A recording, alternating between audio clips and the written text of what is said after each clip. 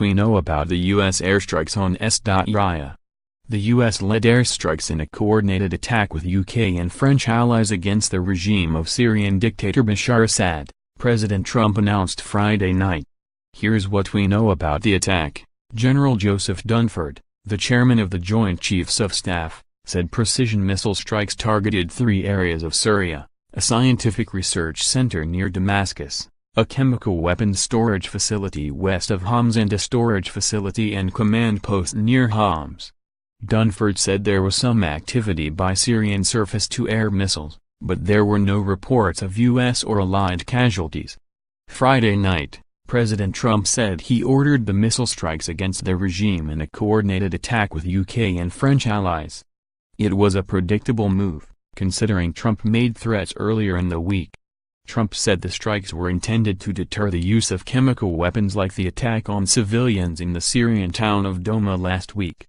Syria has denied using chemical weapons, but Friday night, the White House released what it said was a significant body of information that pointed to the use of chlorine gas, and possibly also the deadly nerve agent sarin.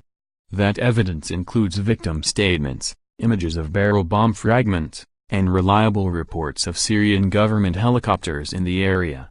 More, Syria conflict explained. How did we end up here? Russian President Vladimir Putin called the airstrikes an act of aggression and a destructive influence on the entire system of international relations. Syria's President Bashar Assad announced that his country would respond, while Russia's ambassador to Washington warned of unspecified consequences. British Prime Minister Theresa May said the attack sends a clear message that the international community will not stand by and tolerate the use of chemical weapons. It's hard to predict how any of the various forces in Syria will react. Opposition forces, including the Islamic State, might try to take advantage of a weakened Assad. Iran and Russia could step up their involvement in the country.